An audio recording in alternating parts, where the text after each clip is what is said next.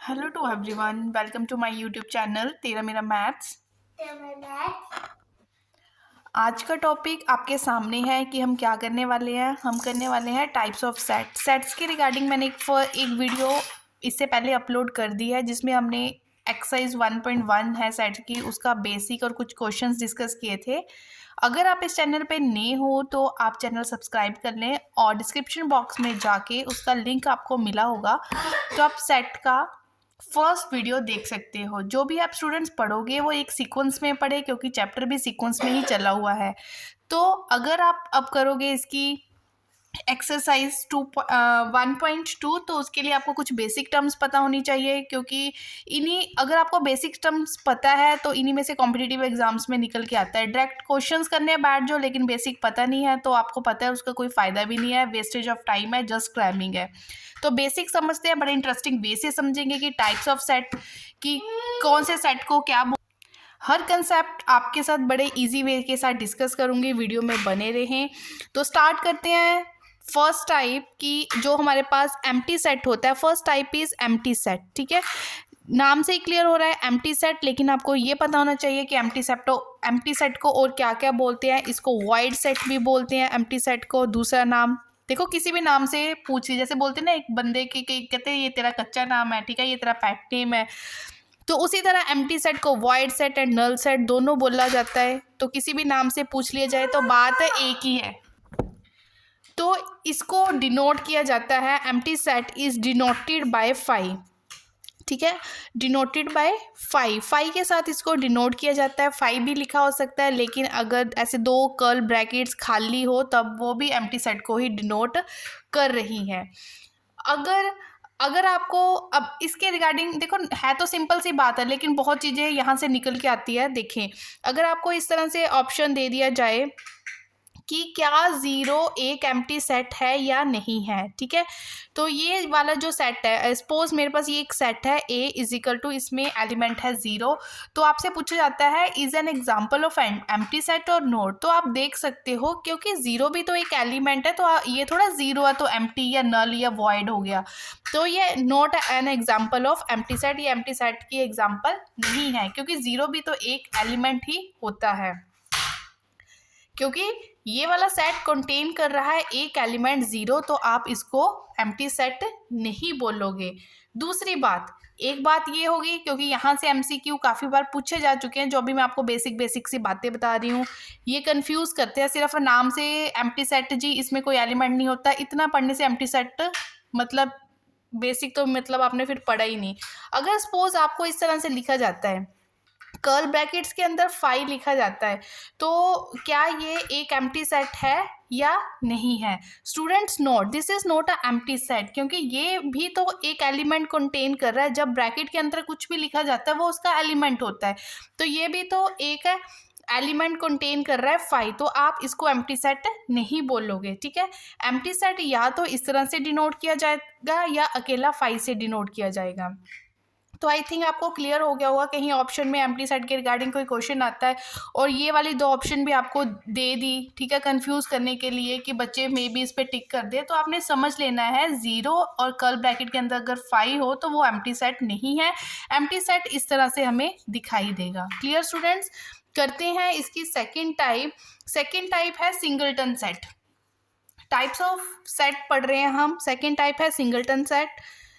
Singleton देखो, हर चीज़ जैसे empty नाम से क्लियर हो रहा है तो सिंगलटन भी नाम से ही क्लियर हो रहा है कि सिंगलटन सेट क्या होगा, कि वो सेट जिसमें क्या होगा, सिर्फ एक ही एलिमेंट होगा, कंटेन्स ओनली वन एलिमेंट। ठीक है, जो सिर्फ एक एलिमेंट कंटेन कर रहा है सेट अपने अंदर, वो क्या होगा, सिंगलटन सेट होगा। अब हम पढ़ लेते हैं कुछ एग्जाम्पल सिंगलटन सेट की। अगर आपको मैं एक एग्जाम्पल बोल दूं तो इस तरह का सेट जो सिर्फ एक एलिमेंट कंटेन कर रहा है, ये एक सिंगलटन सेट है। तो जो मैंने ऊपर एग्जांपल लिखी है एम्प्टी सेट में, ये भी किस में आएगा, सिंगलटन सेट में ही आएगा, क्योंकि ये भी एक एक एलिमेंट कंटेन कर रहा है।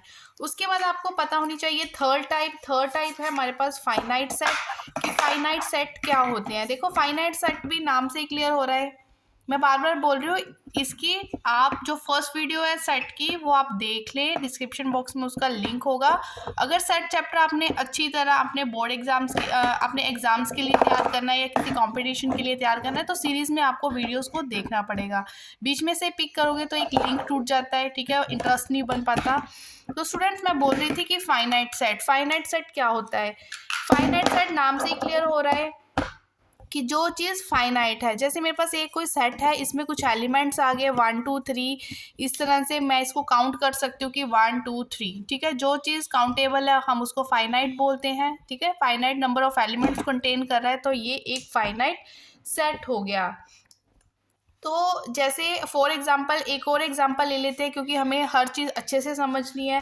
अगर मैं बोलूँ कि set of even natural number less than set of even natural numbers less than 50 से नीचे नीचे जितने भी इवन नंबर है उसका आपने एक सेट बनाना है। तो ऑब्वियस है, बना सकते हो, इसमें क्या बड़ी बात है। तो ये भी एक क्या बनेगा, आपके पास फाइनाइट सेट बनेगा। स्टूडेंट्स, अब नेक्स्ट जो है वो हमें पढ़ना है इनफिनाइट सेट। देखो ये भी नाम से, हर चीज़ नाम से क्लियर हो रही है, ठीक है, कि इनफिनाइट नंबर ऑफ एलिमेंट्स जो सेट कंटेन करेगा उसको हम, मतलब जिस सेट के एलिमेंट्स फाइनाइट नहीं होंगे वो क्या होगा, इनफिनाइट होगा। तो इसकी मैं आपको एक एग्जांपल ले लेती हूँ। जैसे सेट ऑफ ऑल पॉइंट्स, ये भी आपको क्वेश्चन पूछा जा सकता है कॉम्पिटिटिव में, एमसीक्यू टाइप क्वेश्चन बन सकता है कि set of all points in a plane. हमारे पास कोई प्लेन है, ठीक है, जैसे मैंने ये कोई एक प्लेन कंसीडर कर लिया है, तो इसमें आपने जितने भी पॉइंट्स बन रहे हैं उसका एक आपने सेट कंसीडर करना है, सेट लेना है। तो प्लेन में तो जो नंबर ऑफ पॉइंट्स होते हैं वो इनफिनाइट होते हैं, तो आप बोलोगे ना कि वो फाइनाइट नहीं है। जो फाइनाइट नहीं है वो क्या होगा, इनफिनाइट होगा। तो एक तो एग्जांपल इसकी ये आ गई। दूसरा आपको एग्जांपल देनी है कि आपको बताना है कि एक्स कोई है बिलोंग्स, ये बिलोंग्स टू का साइन होता है, इंटीजर, एक्स कोई इंटीजर को बिलोंग कर रहा है तो एक्स इज लेस देन 2। तो स्टूडेंट्स ये एग्जांपल भी किस में आएगी, इनफिनाइट सेट में आएगी। एक्स क्या है, एक इंटीजर है और क्या है, लेस देन 2 है, तो ये भी इनफिनाइट सेट में एग्जांपल आएगी। नेक्स्ट स्टूडेंट्स, एग्जांपल नेक्स्ट आप देखोगे कि कार्डिनल नंबर क्या होते हैं, बड़ा important. Find the cardinal number. Some आधे स्टूडेंट तो ऐसे होंगे कि बोलेंगे कि कार्डिनल होता क्या है, कार्डिनल नंबर क्या होता है। तो इसको हम बोलते हैं, जैसे मैं आपको एग्जांपल से ही क्लियर करती हूँ, ठीक है। हमें चीज़ें अंडरस्टैंड करनी है, हमें एग्जांपल को डेफिनेशन को कोई रट्टा नहीं मारना कि फलाना फलाना इज़ अ कार्डिनल नंबर, क्योंकि ऐसा पेपर में पूछा भी नहीं जाता।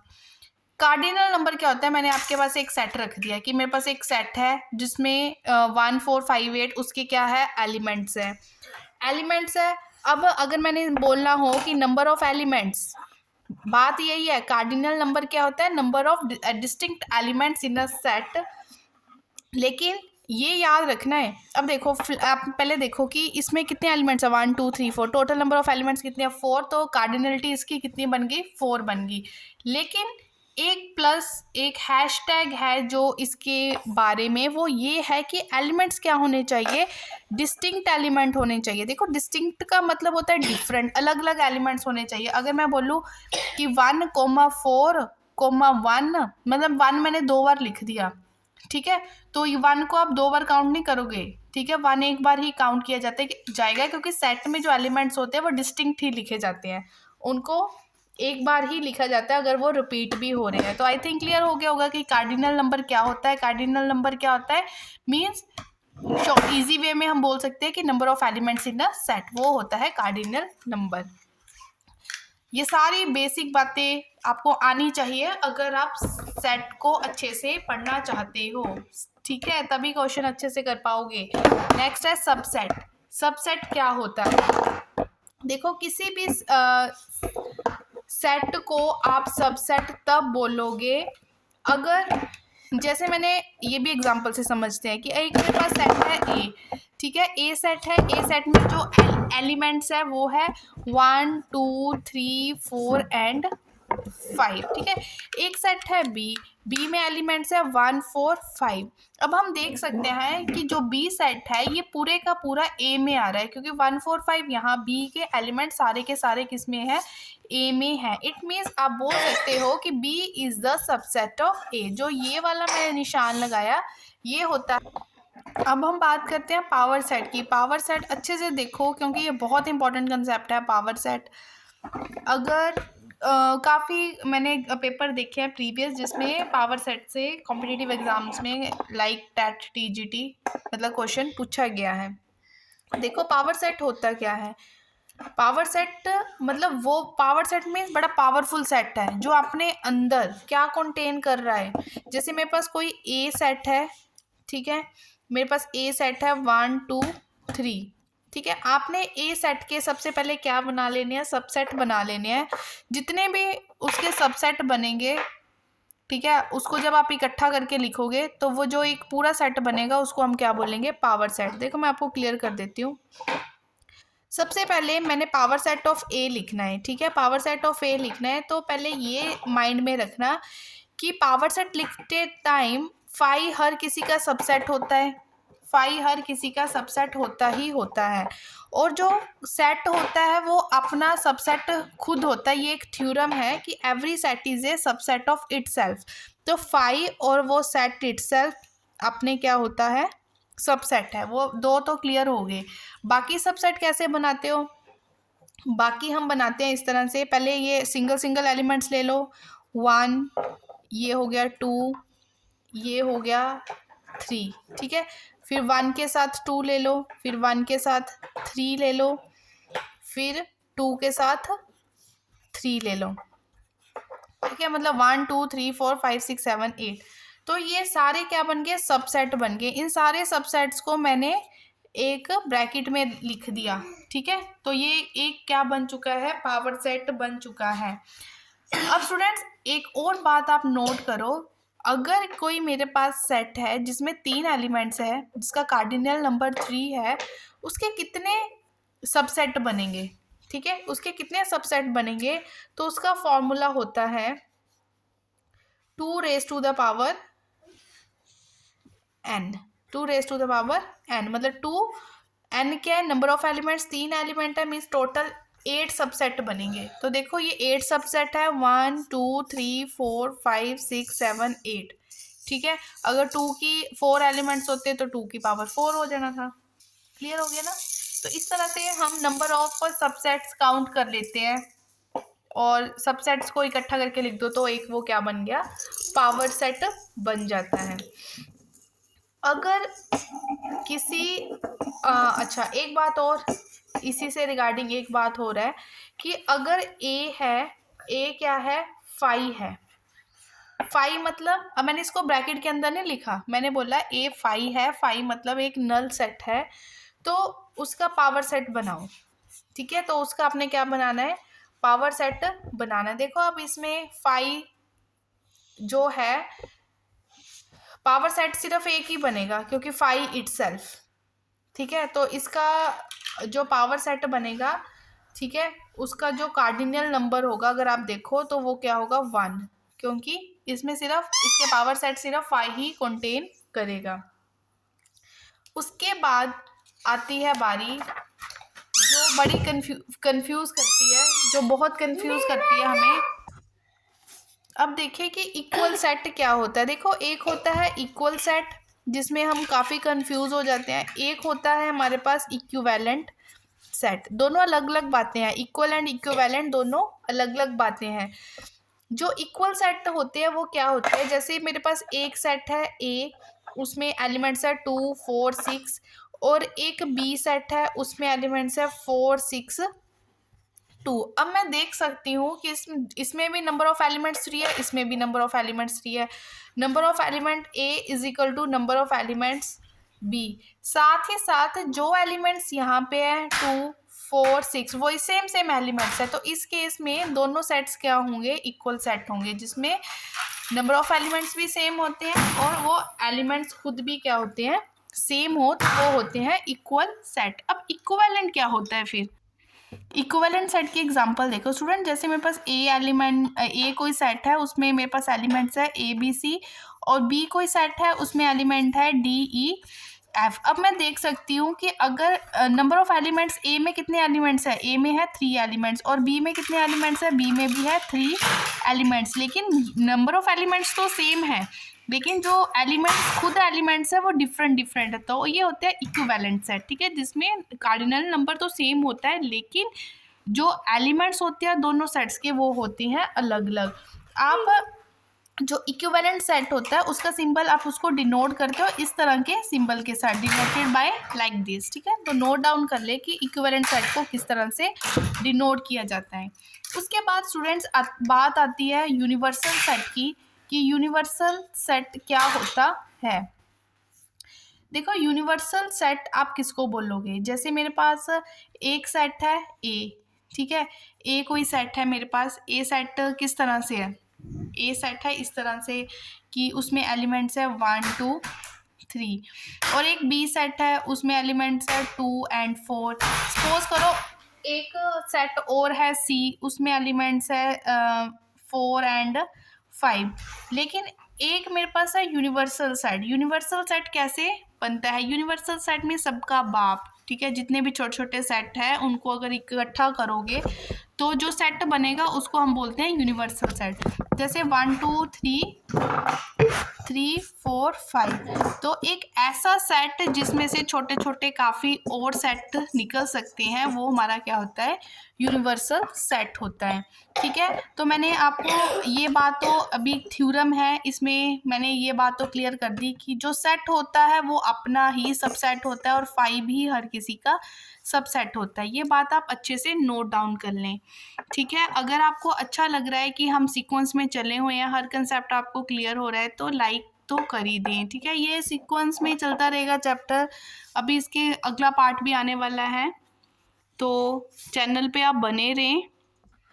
अब अगली बात जो मैंने आपके साथ डिस्कस करनी है वो है open interval and close interval. Open interval and close interval कैसे होते हैं, जैसे मेरे पास एक ऑर्डर्ड पेयर है ए बी, अगर मैं उसको इस ब्रैकेट के साथ रिप्रेजेंट करती हूँ तो ये होते हैं ओपन इंटरवल।